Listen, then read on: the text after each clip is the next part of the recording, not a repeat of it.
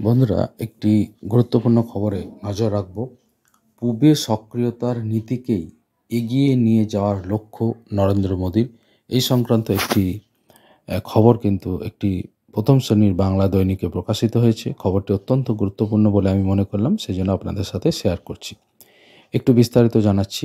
দক্ষিণ পূর্ব এশিয়ার সঙ্গে দৌত্য মজবুত করতে এবং চীনের বিরুদ্ধে পাল্টা ভূ রাজনৈতিক চাপ বহাল রাখতে আগামীকাল 10 তারিখ দুদিনের সফরে লাওসগামী বিমানে উঠছেন প্রধানমন্ত্রী নরেন্দ্র মোদী। পরপর দুদিন দুটি সম্মেলনে যোগ দেবেন তিনি। এখানে বলে রাখি, আমি খবরটা কিন্তু 2024-এর একটু শেষের দিকের খবর। এটা কিন্তু একেবারে রিসেন্ট এটা নয়, কিন্তু 2024 সালের, সেই জন্য 10 তারিখ মানেই জানুয়ারি মাস নয়, কিন্তু 10 তারিখ মানে হচ্ছে 10ই অক্টোবরের কথা, অর্থাৎ এটা অক্টোবর মাসের খবর।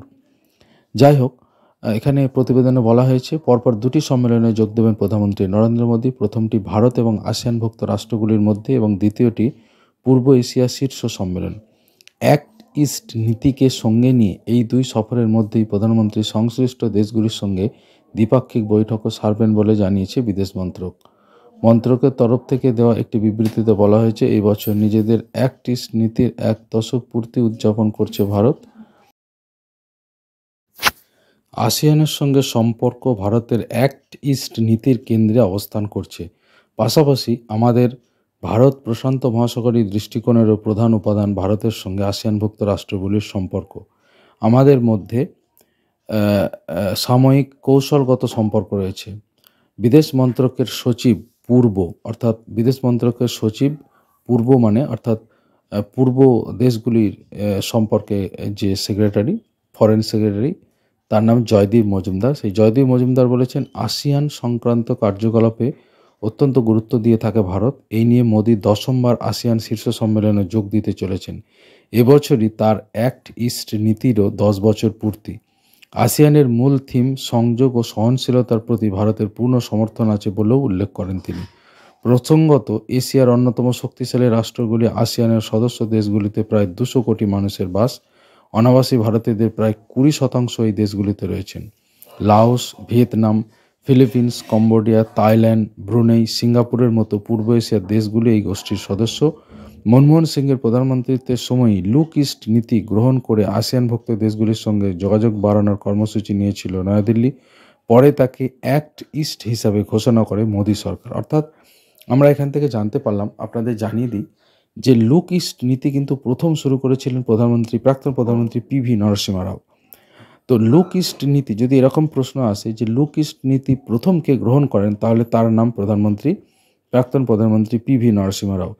তাকে এগিয়ে নিয়ে যান doctor Manmohan Singh look east নীতিকে। পরে নরেন্দ্র মোদী যেটি চালু করেন, তার নাম হচ্ছে অ্যাক্ট ইস্ট নীতি। আমি এর আগে অ্যাক্ট ইস্ট কথাটা, আপনারা নিশ্চয়ই ভিডিওটা এর আগে দেখেছেন, আমার বক্তব্য থেকে অ্যাক্ট ইস্ট কথাটা বারবার এসছে। এই অ্যাক্ট ইস্ট কথাটা বা এই অ্যাক্ট ইস্ট নীতি, এটি কিন্তু প্রধানমন্ত্রী নরেন্দ্র মোদীর তৈরি। তো যোগাযোগ বাড়ানোর কর্মসূচি আরও নিয়েছে আসিয়ানভুক্ত দেশগুলির সাথে, এবং তাকেই কিন্তু অ্যাক্ট ইস্ট নীতি হিসাবে ঘোষণা করেছেন মোদী সরকার। গত বছর প্রধানমন্ত্রী নরেন্দ্র মোদী জানিয়েছিলেন, ভারত প্রশান্ত মহাসাগরীয় অঞ্চলের বিষয়ে আসিয়ান দেশগুলির দৃষ্টিভঙ্গিকে ভারত সমর্থন করে। শুধুমাত্র আর্থিক এবং বাণিজ্যিক লেনদেনের মধ্যে আসিয়ানকে সীমাবদ্ধ না রেখে তাকে বিশ্বের উন্নয়নের বৃহত্তম ভূমিকা নেওয়ার আহ্বান জানান তিনি। সেই সঙ্গে আজ জয়দীপ উল্লেখ করেন, পূর্ব এশিয়া শীর্ষ সম্মেলনে আসিয়ানভুক্ত 10টি দেশ ছাড়াও সহযোগী রাষ্ট্র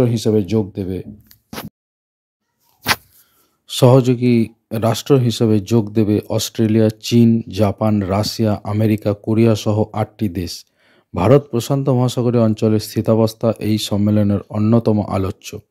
ভারত প্রশান্ত মহাসাগরীয় অঞ্চলে মুক্ত ও স্বাধীন বাণিজ্য এবং আন্তর্জাতিক স্থিতাবস্থা বজায় রাখার পক্ষেই বরাবর কিন্তু পক্ষ নিয়েছে ভারত, এবং সওয়ালও করেছে। নয়াদিল্লির বক্তব্য, এই অঞ্চলে প্রত্যেকটি দেশেরই নিজের সার্বভৌমত্ব, সীমান্ত রক্ষার অধিকার রয়েছে। দক্ষিণ চীন সাগরের বর্তমান পরিস্থিতি গোটা বিশ্বের নজর সেদিকে ঘুরিয়ে দিয়েছে। কূটনৈতিক শিবিরের বক্তব্য, ভারত প্রশান্ত মহাসাগরীয় অঞ্চলে একাধিপত্য বিস্তারের চেষ্টা বাড়িয়ে চলেছে চীন। বিশেষ করে দক্ষিণ চীন সাগর অঞ্চলে সংশ্লিষ্ট অন্যান্য দেশকে চাপে রেখে নিজেদের কৃতিত্ব স্থাপন করতে চেয়েছে বেজিং। বিগত কয়েক বছর ধরেই দক্ষিণ চীন সাগরে সামরিক পরিকাঠামো গড়ে তুলছে বেজিং। সূত্রের খবর, আসন্ন লাওস সফরে পূর্ব এশিয়ার দেশগুলির কাছে ভারতীয় নেতৃত্বের বার্তা দক্ষিণ চীন সাগর সহ ভারত প্রশান্ত মহাসাগরীয় এলাকায় স্থিতাবস্থার পক্ষে নয়াদিল্লি।